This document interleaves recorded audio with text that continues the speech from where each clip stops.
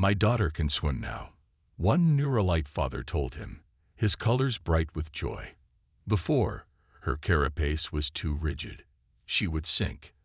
Now she plays in water like your human children. Eventually, Taiwan managed to break away from the crowd. He found Yuna waiting near the refreshment table, where foods from both worlds were being served.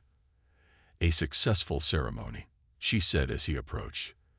Though I notice you avoided mentioning the bathroom specifically. Taiwan smiled. Some details are better left to scientific papers than diplomatic speeches. Indeed, Yuna's colors shifted to the deeper blue that indicated thoughtfulness.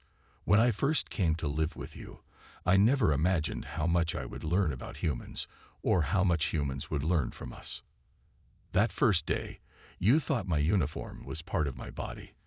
Taiwan recalled. Now you're helping design new medical treatments based on human skin properties. And you, Yuna replied, once found our color changing distracting. Now you wear clothing with embedded pigments that respond to temperature, a human homage to our communication style. Taiwan looked down at his special formal uniform, which indeed changed subtle color patterns as the room temperature shifted. It was the newest fashion on Earth, inspired by Neuralite biology. We still have much to learn from each other, he said. Yuna's colors brightened. That reminds me. I have something to show you. She led him away from the celebration to a quiet corridor where a new plaque had been installed. It was simple but elegant, with text in both human and Neuralite languages. The Park Venlith Dermal Research Center, established 2137, where accidental exposure led to mutual understanding. Taiwan read it twice, then burst out laughing. They named it after us, and they almost mentioned the bathroom incident. Almost, Yuma agreed, her colors showing amusement. I suggested the wording myself. Dignified, yet accurate. As they returned to the celebration, Taiwan reflected on how differently things might have turned out. If he had been embarrassed or angry when Yuna walked in on him, if she had turned away instead of asking questions, if either of them had been too uncomfortable to discuss the misunderstanding, none of this would have happened. Later that evening, as the celebration wound down, Director Jin found Taiwan on the observation deck, looking out at the stars. The official announcement comes tomorrow, she said without preamble, but I thought you should know first. You've been promoted to Chief of Interspecies Relations for the entire Earth Alliance. Taiwan turned to her in surprise. That's a huge position. Are you sure I'm qualified? Jin smiled. Anyone who can turn being seen naked into a diplomatic triumph is qualified for anything. As he continued to look out at the stars, Taiwan thought about the journey of the past 6 months. From embarrassment came curiosity. From curiosity came understanding. From understanding came healing. And from healing came true friendship between different worlds. Sometimes the most profound connections begin with the most human moments, even when one of the parties isn't human at all. Retriclaude can make mistakes. Please double-check responses. Sometimes the most important scientific discoveries happen by accident, Jin replied. Fleming discovered penicillin because he left a Petri dish uncovered. You discovered interspecies understanding because you left your bathroom door unlocked. Taiwan laughed. Not exactly the same thing. The results speak for themselves, Jin said, gesturing to the treatment room. 327 Neuralite children have received successful treatment for carapace rigidity syndrome. The success rate is nearly 90%. Inside the treatment room, medical staff from both species worked together smoothly.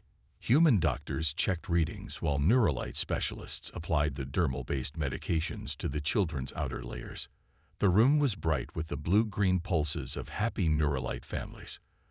The research has gone beyond CRS now, Jin continued.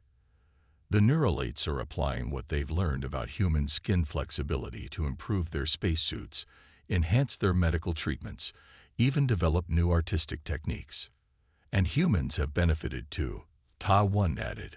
The synthetic carapace material they developed for severe burn victims has saved hundreds of lives already. Their conversation was interrupted by a station-wide announcement. All personnel, please report to the main hall for the Unity celebration in 30 minutes. Tae-won checked his formal uniform one last time. As the accidental catalyst for the breakthrough, he would play a central role in today's ceremony. "Nervous about your speech?" Jin asked as they walked toward the main hall. "A little," Tae-won admitted. "It's not every day you address the Earth President and the Neuralite High Council about seeing you naked." Jin chuckled. "Just stick to the diplomatic version." The main hall had been transformed for the occasion. Earth and Neuralite symbols hung side by side. The large space was divided into environmental sections, some areas warmer and more humid for Neuralite comfort, others set to human preferences. As Tae-won took his place on the stage, he spotted Yuma in the front row. No longer just his assistant, she now served as chief cultural liaison for the entire station. Her carapace displayed the formal patterns of her new rank, but she still pulsed a friendly blue when she caught his eye. Ambassador Vox spoke first, his voice carrying through the hall. "Today we celebrate not just scientific advancement, but a new understanding between our peoples. 6 months ago, a simple misunderstanding." He paused, his colors showing amusement, revealed that our species had fundamental misconceptions about each other. What followed was not embarrassment or conflict, but curiosity, learning, and healing. The Earth President spoke next, praising the medical breakthroughs and the unprecedented cooperation between humans and Neuralites. Then it was Tae-won's turn. He approached the podium, looking out at the mixed audience of humans and Neuralites. 6 months ago, they would have been clearly separated, each group uncomfortable with the other. Now they mingled freely, some humans even displaying color patterns painted on their clothes as a sign of respect for Neuralite culture. "When I was assigned to Harmony Station," Tae-won began, "I was told to avoid cultural misunderstandings at all costs. But it was precisely a cultural misunderstanding that brought us here today." He went on to describe how the incident had revealed both physical and cultural differences between their species, how humans viewed skin as personal and private, while Neuralites saw their carapace as both protection and communication. He carefully avoided mentioning the bathroom directly, instead referring to an unexpected revelation of human physiology. "Our differences seemed like barriers," he continued. "Humans felt uncomfortable being studied. Neuralites were hurt by what they perceived as rejection of their highest form of respect. But by talking openly about these differences, we found something more important: our shared desire to learn, to heal, and to understand each other." As he finished his speech, the audience applauded. The Neuralites pulsed with bright colors of approval, a sight that still amazed Tae-won with its beauty. The ceremony continued with the unveiling of a new monument, a sculpture showing a human hand and a Neuralite appendage reaching toward each other. Unlike traditional monuments, this one was alive. The Neuralite section was made from living carapace material that changed colors with the station's mood, while the human section was made from a new synthetic skin that responded to temperature changes just like human goosebumps. After the formal ceremony ended, Tae-won found himself surrounded by well-wishers from both species. Several Neuralite parents brought their children forward to meet him, youngsters who could now live normal lives thanks to the treatments. The next day, Tae-won attended an emergency meeting with Ambassador Vox, Chief Scientist Minho, Director Jin, and several human representatives, including Jun and Hyun. The atmosphere was tense as the humans voiced their concerns. Tae-won watched the Neuralites' colors shift rapidly, a sign of distress and confusion. When everyone had spoken, Ambassador Vox rose slowly. "I must offer our sincere apologies. We have committed a grave cultural error." "Ambassador." Director Jin looked surprised. "Among Neuralites, to study another's biological characteristics is the highest form of respect," Vox explained. "It is something done only with close family members or medical practitioners. When we asked to study humans, we thought we were honoring you with our most sacred form of connection." This revelation changed the mood in the room. The human representatives exchanged glances. You mean all these tests and observations?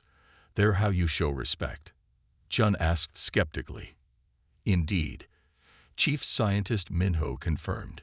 To share biological knowledge is the deepest form of trust in our culture. We did not realize humans view physical privacy differently. Taiwan seized the opportunity to bridge the gap. Perhaps we need better guidelines, ones that respect both Neuralite scientific interests and human comfort levels. Over the next few hours, they drafted a new research protocol.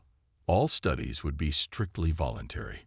Personal boundaries would be clearly established. Most importantly, educational sessions would be held for both species to understand the cultural implications of their biological differences. As the meeting concluded, Ambassador Vox approached Taiwan privately. Officer Park, your accidental revelation has changed everything for our people. The research may save thousands of Neuralite children with CRS. I'm glad something good came from such an awkward moment, Taiwan replied. More than you know, Vox said, his colors shifting to a solemn gray-blue. My youngest daughter suffers from severe carapace rigidity syndrome. Without treatment, she would not survive to adulthood. Now, because of what we've learned from humans, she has hope. Taiwan was stunned. I had no idea, Ambassador. Few know.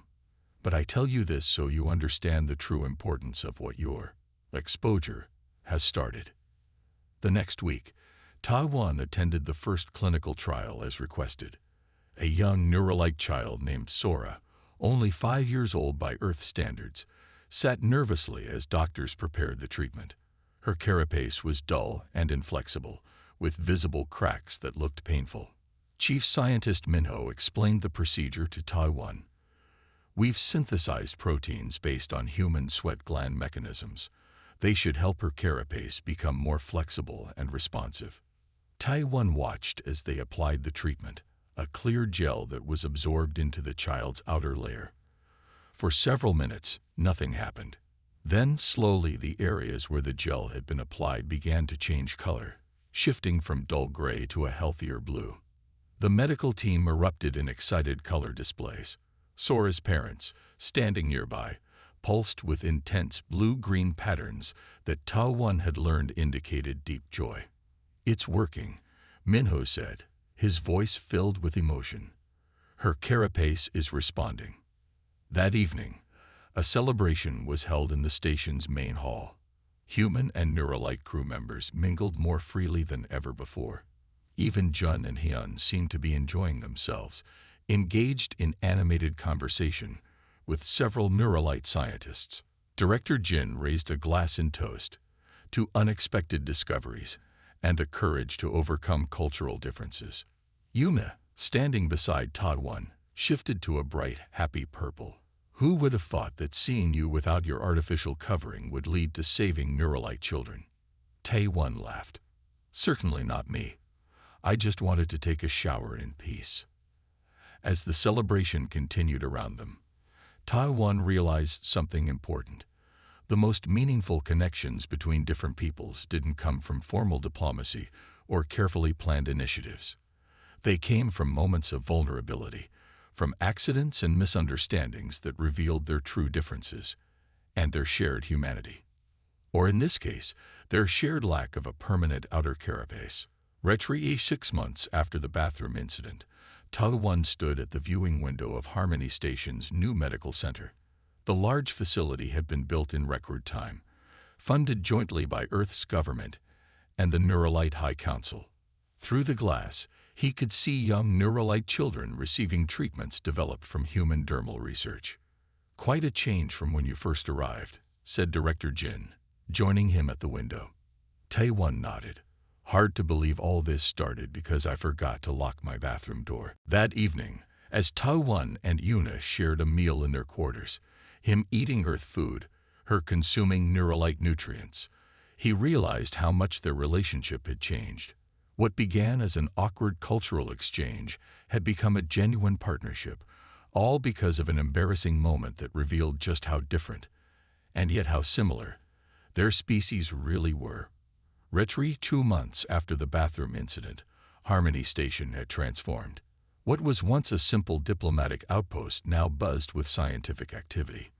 The East Wing had been converted into research laboratories where human and Neuralite scientists worked side by side, studying skin samples and running tests on voluntary human participants. Tae-won sat in Director Jin's office, reviewing the latest progress report. The director looked pleased as she scrolled through the data on her tablet. "The ambassador is calling it the Dermal Diplomacy Initiative," she said, unable to hide her smile. "Your naked mishap has become the cornerstone of our scientific cooperation." Tae-won winced. "I wish everyone would stop referring to it that way. History rarely remembers our dignified moments," Jin replied. "But results speak for themselves. Look at these numbers." She turned the tablet to show him. Over 50 Neuralite scientists had come to the station in the past month. Research funding had increased tenfold. Most importantly, early tests for treating carapace rigidity syndrome were showing promise. "Chief Scientist Minho wants you to attend the first clinical trial next week," Jin said. "They're using the synthetic protein inspired by human sweat glands to treat a young Neuralite with severe CRS. "Me? Why?" Tae-won asked, surprised. "You're the face of this initiative, whether you like it or not. The Neuralites see you as the bridge between our species." As Tae-won left the office, he noticed a group of humans gathered in the common area, looking unhappy. He recognized several of them from the engineering department. "Park, just the man we wanted to see," called out Jun, a tall engineer with a perpetual frown. "We need to talk about these research requests." Tae-won stopped. "What's the problem?" Jun handed him a tablet. "Look at this. They want skin samples from 30 more human volunteers. They're asking for sweat collection during exercise. Some scientists even requested to observe humans bathing." "That last request was denied immediately," Tae-won said, scanning the document. "But it was made in the first place," Jun exclaimed. "We're not lab specimens. We're engineers, diplomats, maintenance workers. We didn't sign up to be studied like animals in a zoo." Other humans nodded in agreement. Tae-won could see their frustration was genuine. "I understand your concerns," he said carefully. "I'll speak with the research team about respecting personal boundaries." "It's more than that," said another engineer named Hyun. "The Neuralites look at us differently now. They stare at our hands, our faces. Yesterday one asked if he could touch my arm to feel the hair. It's uncomfortable." Tae-won promised to address their concerns and continued toward his quarters, his mind troubled. The scientific breakthrough was important, but he hadn't considered how it might affect daily life for humans on the station. When he entered his living space, he found Yuna engaged in a video call with several high-ranking Neuralites. Her colors were bright with excitement, but she quickly ended the call when she saw him. "Officer Park, I have excellent news," she said. "The High Council has approved full funding for the Joint Research Initiative, and they want to honor you with the Order of Scientific Cooperation, the highest award a non-Neuralite can receive." "That's unexpected," Tae-won replied, still distracted by the engineer's complaints. Yuna noticed his subdued reaction. "You seem troubled. Has something happened?" Tae-won explained the concerns of the human crew members. Yuna listened carefully, her colors shifting to a thoughtful blue. "I see," she said when he finished. "We have been insensitive. In our excitement over the scientific discovery, we forgot that humans have different concepts of privacy and dignity." "It's not just that," Tae-won added. "Some humans feel reduced to their biology, like the only interesting thing about them is their skin." Yuna's colors darkened. "This was not our intention. For us, biological information is sacred. Sharing it is an act of profound trust and intimacy." "That's precisely why there's a disconnect," Tae-won explained. "What feels respectful to Neuralites feels invasive to humans. Yes, or sometimes strong emotions like fear." Minho's colors pulsed with excitement. "And your perspiration system, it releases water through the skin to cool your body." "That's right. We call it sweating." The neuralights in the room all displayed color changes indicating strong emotion. Ambassador Vox turned to Director Jin. Your species has evolved with direct environmental adaptation capabilities that are automatic and immediate. This is extraordinary. Director Jin looked pleased but confused. Don't neuralights have similar adaptations? No, Minho explained. Our carapace protects us, but it changes slowly. We cannot rapidly adjust to environmental conditions. We must either endure or leave unsuitable environments. One of the other neuralite scientists spoke up. For generations, we have suffered from a condition called carapace rigidity syndrome. It prevents proper adaptation to environmental changes and affects 1 in 50 neuralite children. Your skin's adaptability might hold the key to treatment. Taewon began to understand why his shower incident had caused such excitement. You think studying human skin could help neuralite children? Potentially, Minho said. The principles behind your automatic responses could revolutionize our medical approach to CRS. After the meeting, a formal research agreement was drafted. Human and neuralite scientists would work together to study dermal adaptability, with the goal of developing treatments for carapace rigidity syndrome. Back in their quarters, Yuna seemed different, more animated than Taewon had ever seen her. You've been promoted? Taewon asked, noticing an additional marking on her official insignia. Yes, she said, her colors bright with pride. I am now classified as a senior cultural discovery specialist. My accidental observation has been deemed the most significant xenobiological discovery of the past 5 years. Taewon couldn't help but laugh. All because you walked in on me in the bathroom. It illustrates an important principle in scientific discovery, Yuna said seriously. Major breakthroughs often occur through unexpected observations rather than planned experimentation. Over the following days, Harmony Station buzzed with activity. A special research team arrived from Earth, bringing equipment for detailed study of human skin characteristics. Several neuralite specialists also came aboard, setting up laboratories dedicated to comparing human and neuralite biological responses. Taewon found himself invited to countless meetings and briefings. At one particularly memorable session, he watched in amazement as human scientists demonstrated goosebumps, sweating, and blushing to an audience of captivated neuralites. The speed of your dermal responses is remarkable, one neuralite researcher commented. Our carapace takes days to adjust to similar stimuli. Not everyone was thrilled with the new focus on human skin. Some humans on the station complained about feeling like lab rats and objected to the constant requests for samples and tests. It's dehumanizing, complained one engineer to Taewon in the dining hall. They look at us like we're fascinating specimens instead of people. Taewon understood the concern. It's a culture shock for both sides. They've never encountered beings who can change their outer layer at will. But you're not just a piece of skin, are you?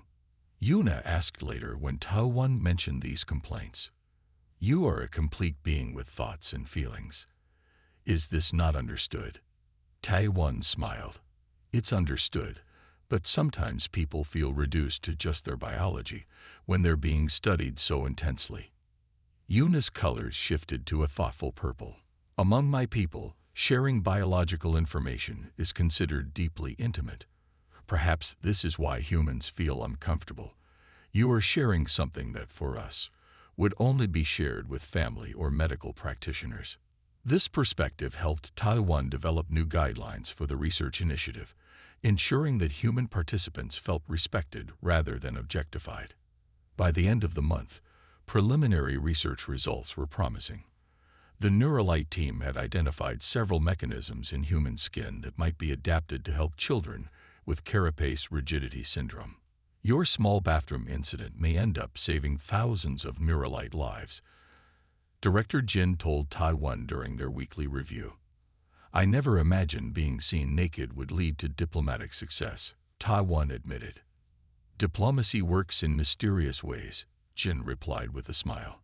Sometimes the most human moments create the strongest bonds between species. Yes, the concept of completely removable artificial coverings is unknown among my people. We have decorative additions to our carapace, but nothing that fully covers or replaces it. Tae-won considered this as he sipped his coffee. No wonder Yuna had been so shocked. I suppose you can discuss the scientific aspects, but please be discreet about the circumstances. Of course, the accidental nature of the observation will remain private. As Tae-won hurried out the door toward his meeting, he had no idea that this awkward bathroom encounter would soon become the talk of the entire station, not as a scandal, but as a scientific breakthrough that would transform human neuralite relations forever. Behind him, Yuna immediately activated her communication device.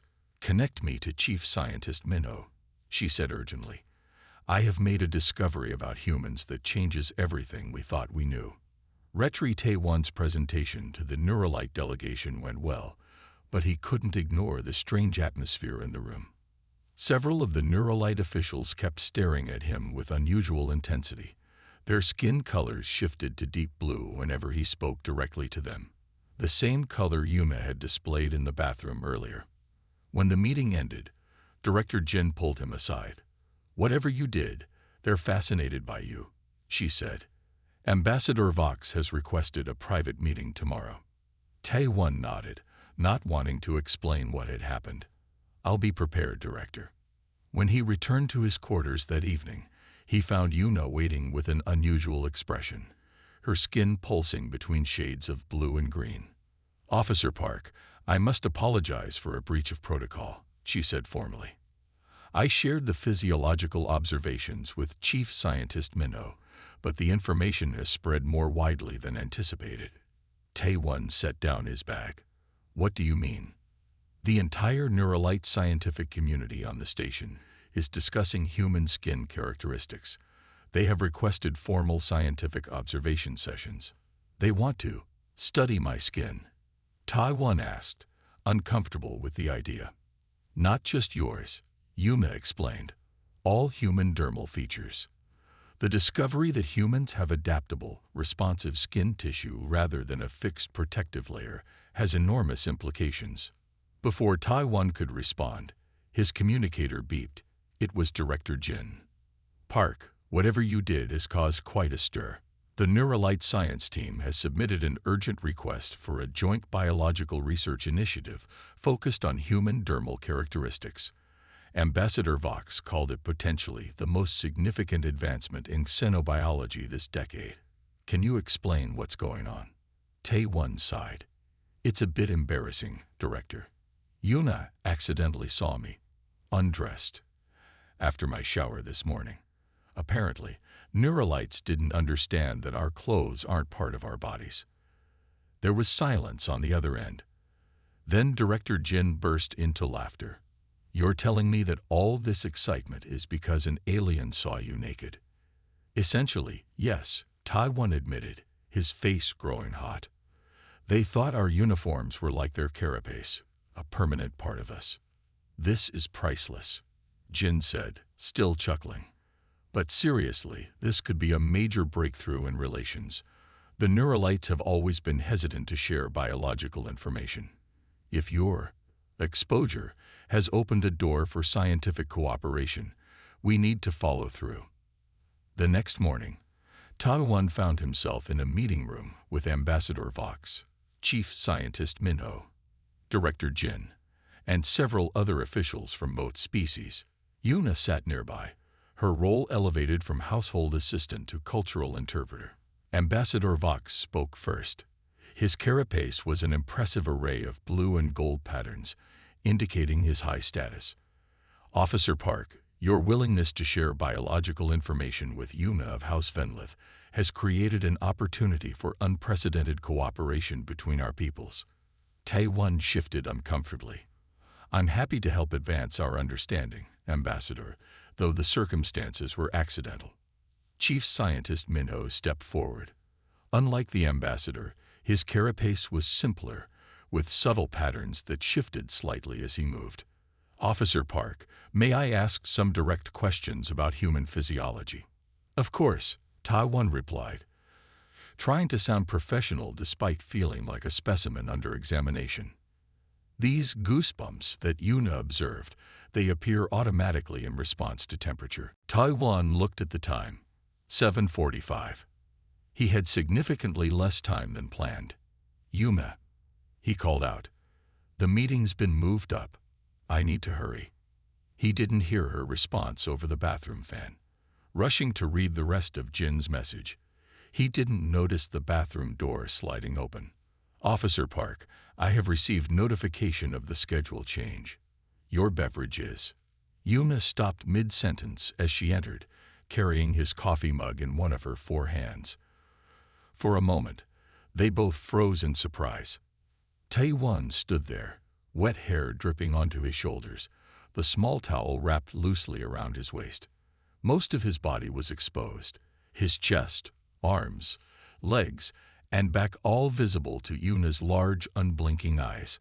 I apologize for the intrusion, Yuna said after a moment, but she didn't turn away. Instead, her skin began to pulse with rapid color changes, shifting from blue to green to purple and back again. Tae-won clutched the towel tighter, feeling his face grow hot with embarrassment. It's okay. I should have locked the door. Could you please? But Yuna wasn't moving. She simply stared, her colors continuing to shift in what Ta-won now recognized as the neuralite sign of extreme emotional response. Yuma, he said uncertainly. She stepped forward, setting down the coffee mug on the counter. One of her hands lifted slightly, as if she wanted to touch him, then quickly withdrew. Your outer covering, it is not permanent, she finally asked, her voice containing a note Ta-won had never heard before, something like wonder mixed with confusion. My outer. Oh, you mean my skin? Yes, this is my skin, Ta-won explained, still very aware of his near nakedness. The towel is just cloth to dry myself. But your previous outer layer. The blue uniform. Tae-won suddenly understood the confusion. Those are clothes, Yuma. They're not part of my body. Humans wear different artificial coverings that we can change. Yuna's colors pulsed even more rapidly. You can remove your outer layer at will and replace it with different materials. Yes, of course. Don't neuralites have any form of clothing? Yuna seemed to be processing this information with great difficulty. Our protective carapace grows with us from birth. It adapts and changes color with our emotional and physical states, but it cannot be removed without causing severe injury or death. Now it was To-won's turn to be surprised. You mean your skin is like permanent clothing? Not exactly. It is living tissue, but yes, it serves similar purposes to your artificial coverings. Her eyes moved over his exposed skin with scientific curiosity. Your actual flesh is so reactive. As if on cue, goosebumps appeared on Ta-won's arms from the cool air in the bathroom. Yuna gasped. Your surface is changing texture. How is this possible? Tae-won looked down at his arms. Oh, these are just goosebumps. They happen when I'm cold. It's an automatic response. Automatic textural adaptation without conscious control. Yuna's voice was filled with amazement. And these markings. She gestured toward a small scar on his shoulder. That's a scar from when I was injured as a child. Our skin heals, but sometimes leaves marks. Yuna's colors had settled into a deep, vibrant blue that Ta-won had never seen before. This is revolutionary information, Officer Park. Suddenly remembering the time, Ta-won glanced at his communicator.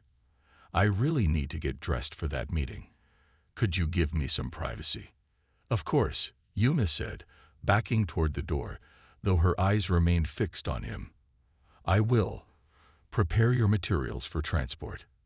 After she left, Ta-won quickly dried off and dressed in his formal uniform. When he emerged from his room, Yuna was waiting with his briefcase and a fresh cup of coffee. Thank you, he said, taking the items from her. The awkwardness between them was palpable. Officer Park, Yuna said as he prepared to leave, may I request permission to discuss what I observed with my scientific liaison? The biological differences I witnessed have significant implications for our understanding of human physiology. Tai-1 hesitated. You want to tell other Neuralites about seeing me naked, not about the social circumstance. Yuna clarified quickly, her color shifting to a lighter blue. About the biological revelations, we had fundamentally misunderstood human physiology. We believe your uniforms were part of your bodies, an evolutionary adaptation similar to our carapace. Tai-1 was stunned. You thought our clothes were part of us, like grown from our bodies. Tai-1 took a cautious bite and was surprised by the pleasant, slightly sweet flavor with hints of something like mint. This is delicious. It is a child's dish, Yuna explained. Simple flavors. Adults prefer more complexity, but this serves as an introduction. They sat at the small dining table, Tai-1 continuing to enjoy the alien food, while Yuna watched him with those unblinking eyes. Tomorrow, Tai-1 said between bites, we have an orientation meeting with Director Jin at 900. After that, I thought perhaps you could show me how to properly prepare for meeting with the Neuralite ambassador next week. That would be wise, Yuna replied. Human greeting customs could cause offense if performed incorrectly. Like what? Tai-1 asked. For example, showing bare skin is considered extremely intimate among Neuralites. We never remove our outer covering in public. Tai-1 nodded. I'll make sure my uniform is properly buttoned then. Do humans remove their coverings often? Yuna asked, curiosity evident in her voice. Well, we change clothes daily, and of course for bathing and sleeping, we wear different things or sometimes nothing at all in private, Tai-1 explained, not realizing how strange this might sound to a being whose skin was essentially permanent. Yuna's color shifted to a pale blue that Tai-1 couldn't interpret. Fascinating. This was not in our cultural briefing materials. The evening continued with more exchanges of basic cultural information. Tai-1 learned that Neuralites rested by entering a meditative state for short periods rather than sleeping for long stretches. Yuna discovered that humans used water not just for cleansing, but also for recreation. Swimming, for enjoyment? She asked, clearly puzzled. Yes, many humans love being in water, Tai-1 explained. Don't Neuralites swim? Only for necessity, she replied, though the salt pools are pleasant for healing and maintenance. As the station's lighting dimmed to simulate evening, Tai-1 fought back a yawn. I should rest soon. Humans need about 8 hours of sleep each night. 8 hours of unconsciousness. Yuna seemed shocked. How do you maintain awareness of your surroundings? We don't, Tai-1 said with a smile. That's why we have secure quarters. Yuna made another complex gesture with her hands. I will use this time to send my initial observations to the cultural office. Your sleeping period provides efficient time for my reports. As Tai-1 prepared for bed, he reflected on their first day together. Despite the initial misunderstanding about their roles, he felt optimistic about working with Yuna. There would be challenges ahead, but also discoveries that could benefit both species. What he couldn't possibly know was how one simple, everyday human habit would soon lead to the biggest breakthrough in human Neuralite relations since first contact. Literally 3 weeks passed since Yuna arrived at Harmony Station.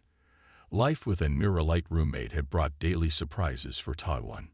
He learned that Yuna needed to stand in her salt pool for exactly 17 minutes each afternoon, her 4 feet submerged while her skin absorbed minerals. She learned that humans became irritable without coffee, a concept she found both amusing and primitive. This morning was especially busy. The quarterly diplomatic summit between humans and Neuralites would begin in just 2 hours, and Tai-1 had overslept after staying up late preparing his presentation.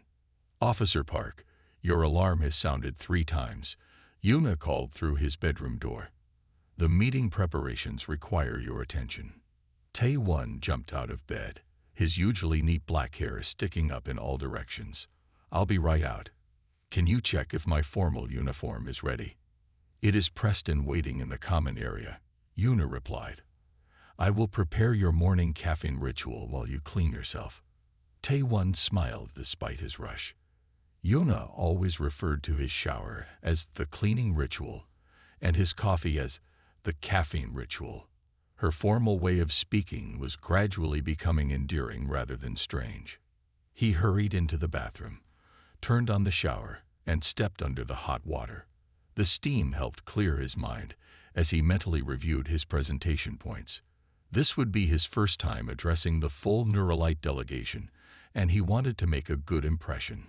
His communicator beeped urgently from the counter. Taewon cursed under his breath. That specific tone meant a message from Director Jin, his supervisor. He quickly rinsed the soap from his body, turned off the water, and grabbed a towel. Wrapping it around his waist, he reached for the communicator with still dripping hands. The message made his heart sink. Meeting moved up by 30 minutes due to Ambassador Vox's schedule change. Be at conference room A by 8:30 instead of 900. Bring all prepared materials. Officer Taewon Park looked out the viewport at Earth below. The blue planet seemed small from Harmony Station, the large space facility orbiting the moon. He sighed, running his fingers through his short black hair. After 3 years in the diplomatic corps, this assignment was his biggest yet. Final check of living quarters complete, Officer Park, said the station eye in a pleasant voice. Your residence meets all requirements for both human comfort and Neuralite diplomatic protocol. Thank you, Araya. Taewon replied, straightening his uniform. The blue and silver outfit with Earth Alliance insignia still felt new and stiff. He walked around the apartment one more time. The station had given him larger quarters than most officers because of his special assignment. The main room had standard furniture, but also featured several unusual items. A shallow pool of salt water built into the floor, air that was slightly more humid than humans typically preferred, and special lighting that shifted subtly throughout the day. Taewon checked his watch. His Neuralite assistant would arrive any minute now. This cultural exchange program was new. Humans and Neuralites working and living together to build understanding between species. First contact had happened only 18 months ago, and relationships were still developing. The doorbell chimed with a gentle tone. Taewon took a deep breath and pressed the entry button. The door slid open to reveal his new roommate and assistant. The Neuralite stood about his height, with slender limbs, 4 of them, and skin that shifted between blue and green depending on how the light hit it. Large, unblinking eyes looked at him with what he hoped was curiosity rather than judgment. Greetings, Officer Park. I am Yuna of House Fenlith, assigned to your household for the Cultural Exchange Initiative, she said in perfect English, though her voice had an unusual musical quality to it. She bowed formally, all 4 arms folded across her chest in what Taewon recognized as a traditional Neuralite greeting. Welcome, Yuna, he said, returning the bow but with human arms. Please come in. I hope your journey was comfortable. Yuna stepped inside, her movements graceful and fluid. The transport was adequate. I have studied human living arrangements, but have not experienced them directly until now. Her head tilted as she examined the room. You have included a saltwater basin. This shows consideration. Taewon smiled. I wanted you to feel at home.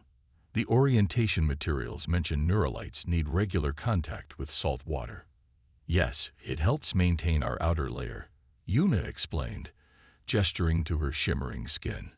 Without it, our protective covering would become uncomfortable. Taewon showed her around the quarters.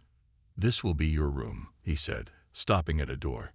I had it set up with the environmental controls at Neuralite standard settings, but you can adjust them however you like.